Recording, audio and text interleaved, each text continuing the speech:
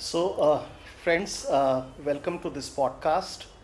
We have started this series of podcast to cover the impact the QCOs have had on the Indian industry. This is the first in the series, and I am with someone who I have known for many years now, Manu Gupta ji, who happens to be the chairman of Toys Association of India and is certainly one of the largest manufacturers of toys in the country, if not the largest. So, welcome Manu Gupta ji to this podcast. How did your journey to this toy manufacturing begin? How did you start manufacturing? How did the idea of toys, came through? So, when I did my post graduation, sir, it has been a long time back, say 25 years back. We were contemplating an industry that will have continuous growth and that can actually do justice to what studies I have done. My uncle suggested me that you need to be in either of two lines, which is either you need to do something for the kids or for the women. I thought that kids is a better, more enterprising line, and that is how I got into it. We started as a toy retail store and then a toy retail chain, slowly graduating to become the manufacturer and perhaps one of the bigger manufacturers that you, as you've mentioned, correctly mentioned. So that is how the whole journey started, and here we are. Good, excellent. And I see that you have established your industries in different places of the country.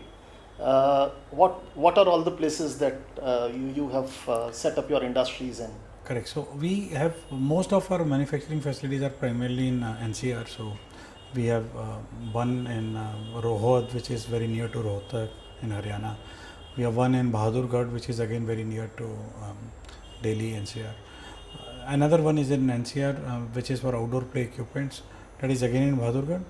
We have recently set up another manufacturing unit, which is an additional unit, which has been done in Indore in Madhya Pradesh. Okay. So that is going to be one of the biggest toy factories in India. In fact, fantastic. Congratulations. Thank you. Thanks a lot, sir. So, and we are also actively contemplating to set up toy manufacturing facilities in Odisha and Bihar.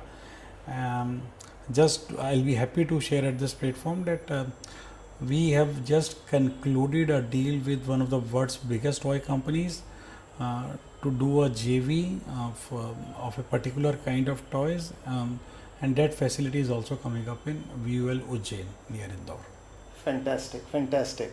So this way you are instrumental in bringing the biggest names in the toys industries in the world to India. Absolutely. So we are trying to do so. So India, of course, is a very big economy, and we have been saying to all the big world players that make in India to sell in India. So India is no more on the path where you can import from outside substandard products from outside and sell in India. So you need to make in India, abide by the local laws, and then you can of course sell in India and take world's biggest kids market. I can safely say that you are truly following the vision of our Honorable Prime Minister of India, Shri Narendra Modi ji, of Atmanirbhar Bharat. Set up your manufacturing unit in India and sell all over the world. Absolutely. So our Honorable PM Modi, I do remember, so it was in June 2020 when he gave the clarion call of making a toy economy out of the toy industry. In fact, the industry, it was not even an industry at that time, it was a small cottage sector, which perhaps after taking the inspiration from Honorable PM has matured and evolved to become an industry, and all thanks to him that we have become export surplus in last 3 years, something which we were not able to do for last 6-7 decades. We have done in last 3 years, and that is all upon the initiation by the Honorable Fantastic, PM. fabulous. Now, what would be the size of the toys industry in India? If I'm not mistaken, earlier it was around 1,000 crores or something, and most of it used to be the import of toys into India. Mm-hmm. Now, what is the situation these days?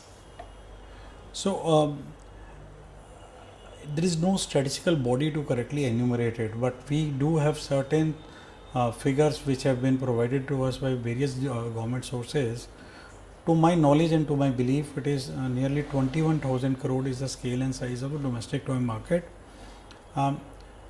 And nearly $425 million worth of goods are being exported out of India annually.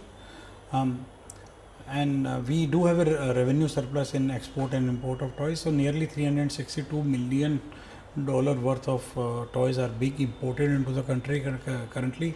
That is above the board. So and that is according to the data that has been available on the DGFT website. Right, sir. And 21,000 crore is through the Udyog Aadhar data that has been shared to us by Ministry of MSME. Fantastic. So we are a revenue surplus so far as the export segment is concerned. Absolutely. This one could not have thought of earlier, before this QCO, the quality control order in the toy industry, was brought out. Absolutely. So you would like to say that the QCO on toys has had a positive impact on the toys industry in India, especially those who are in the MSME sector. So I'd like to give you a few examples and then answer your Right. question. So earlier we used to do, we have been doing a toy show called Toy Biz. So we have recently concluded the 16th edition of it. Before that, it used to be a B2C show. For the last 16 edition, it has been a B2B show.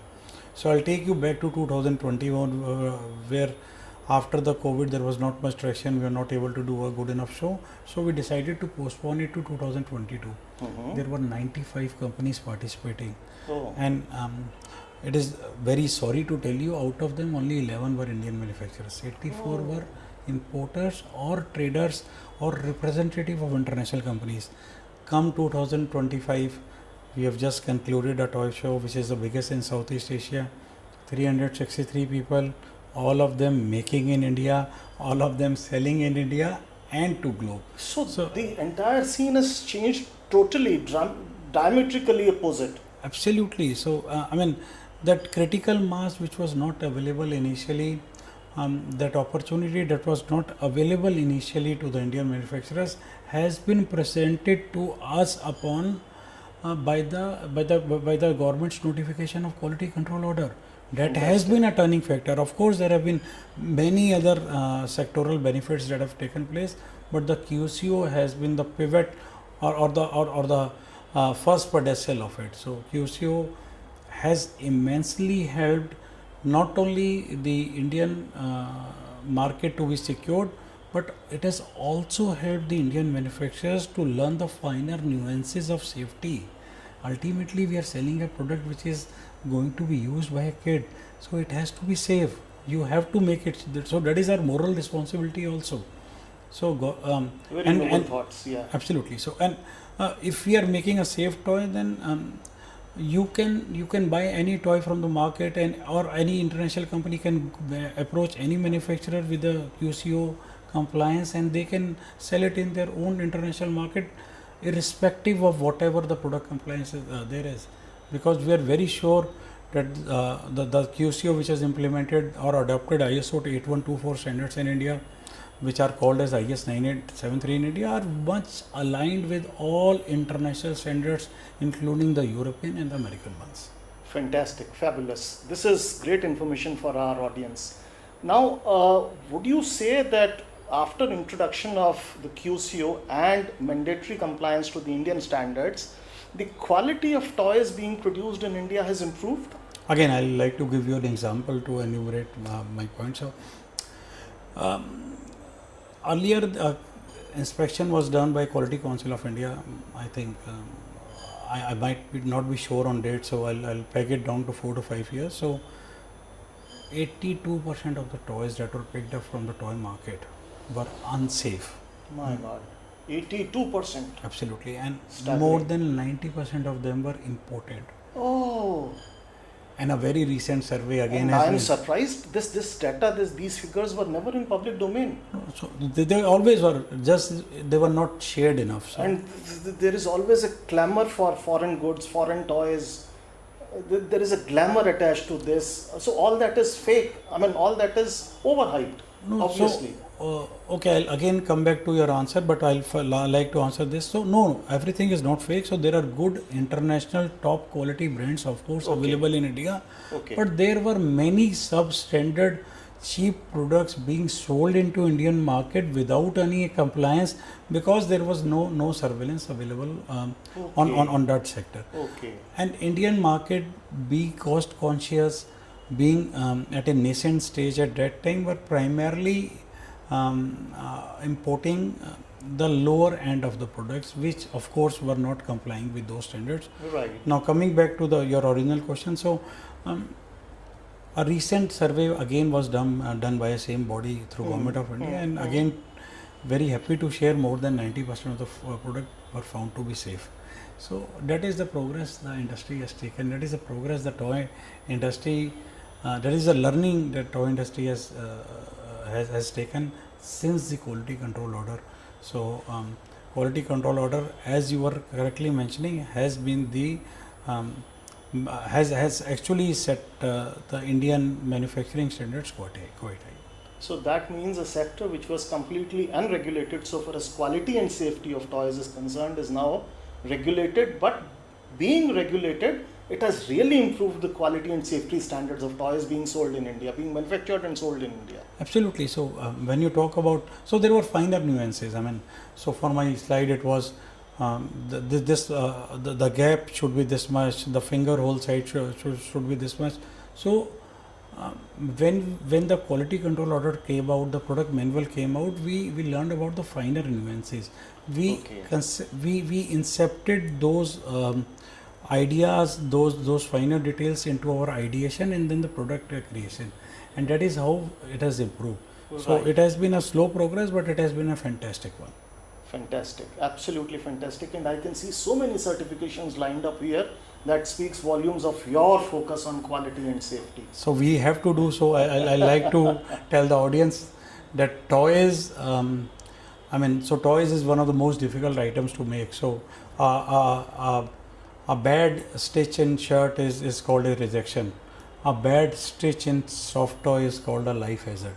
So that is how particular we have to be, not only about the product compliance but about also the process compliance. Fantastic example you have given. Really, it will stick to me for some time at least. Now, does it not mean that because of introduction of the QCO, the toy manufacturers in India who were majorly in the cottage sector or small scale sector, they would have found it a little difficult to implement the QCO and the norms of the Indian standard. So was it there, or there was no difficulty at all for the industry to meet the compliance requirements? Of course, every compliance has its own set of difficulties, and whenever something new comes, it comes with newer challenges. There were challenges related to the compliance bit of it, to the cost part of it, to the regular inspection that BIS was doing, not only from market but also from the manufacturer's standpoint. So yes, there were challenges, there are challenges, but those should not stop the industry from improving, because these challenges are basically helping the manufacturers to evolve and take their product globally to a global standard. Right, fantastic. So this has really helped the industry to improve its competitiveness. Yes. So whenever the product quality will improve, the product competitiveness will automatically improve. So it is a whole value proposition that we talk about. Right. So it is not only about the price, it is also about the safety, it is also about the packaging, it is also about the presentation and toys. So the challenges were there, but the industry was competent enough to get over those challenges, and now I would like to believe that the compliance is almost 100%. No. So this industry, as I was telling you, is mostly predominantly in micro and cottage segment. Right. So our data says that there are more than 21,000 people who are registered under Udyog Aadhaar, but we don't have more than 2,000 licenses. So yes, there is a huge journey that we have to take in terms of compliance, but then DPIT or Government of India has been very helpful in leaving the smallest in the pyramid out of this ambit. So If we leave those people out of it, most of the small and the medium sector industry is covered.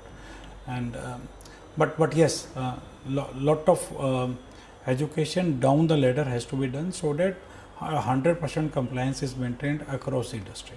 Good point. Very good point. And this is very candid of you to have spoken like this. Thank you. Now, another point, there is always a cost to compliance. So, was the cost manageable or was the cost kind of a little burden on the industry? It was, it still is. I mean, so toys has been bestowed upon with two standards. One, of course, is the non-electronic toy standard, and another is the electronic toy standard, which Right, is IS 15644. So, not only the cost of compliance has gone up, it has actually doubled. And it is not only about the cost in terms of money, it is the cost in terms of time, it is cost in terms of bookkeeping also. And yes, absolutely, it was very difficult for industry to absorb this cost onto themselves. The cost of setting up a in-house laboratory, which was mandatory for a small sector, was also a burden on the sector. But I believe some relaxations to this effect have come. Some relaxation is still expected from PCD committee, which is the committee who looks after this toy sector affairs in India. So we have already approached them, and through you we would like to again request the government to reduce at least the initial cost of setup of laboratories, in-house laboratories for all the toy manufacturing companies. As it is happening in most of the outsources, we should be allowed to outsource the test that we have been asked to do mandatorily in-house. Okay. But another related question to this is, has this cost of compliance been passed on to the actual consumers, actual buyers, actual users, or the industry has been kind enough to absorb it and not to burden the consumers? So what has been the escalatory effect of this cost to compliance on the for every cost that comes to every organization, a part of it of course goes to the end consumer, but a part of it is of course absorbed by the company. I mean, a very recent example to this effect is the tariff that has come on to India. Right. So we have suggested a three-way split, government subsidizing one part, manufacturer taking one part and of course by improving efficiencies and through completing the backward integration process, and then the buyer taking one part. So every cost that comes to a manufacturing organization, since we work on wafer thin margins, is of course a part of it is of course passed on. Right. So where do you see the industry going from here? Only ahead. I mean, so we see, you have already invested hundreds of crores of rupees in setting up your new factory, so you are very gung-ho about it.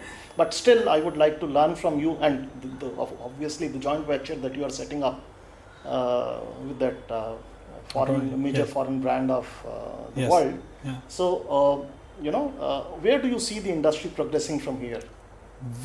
I mean, so with 23 million children being born in India every year. Oh my God. With world's 15% of under 14 population in India, with one of the world's biggest middle class, with a national education policy that mandates learning through play, with government being one of the biggest buyers of these items in India, the only hope and wish to that I see the way forward for this industry is to go ahead, and to go ahead exponentially. So we are sitting on a very small base. We are looking at least occupying 5% of the global market in this segment. And I understand that some meetings of the Asian Toys Council are scheduled. Absolutely, yeah. In this month itself? Yeah, so on 15th we are having an annual Asian Toy Council meeting, followed by the annual dinner. So I've been invited to represent India on that part. So of course we'll see the global landscape of toy councils there and toy associations there, and we will of course like to invite everyone, as we've been doing so rigorously for last 20 odd years to come make in India and sell in India. Ah, fantastic. And related question to this would be, you are also the chairman of Toys Association of India.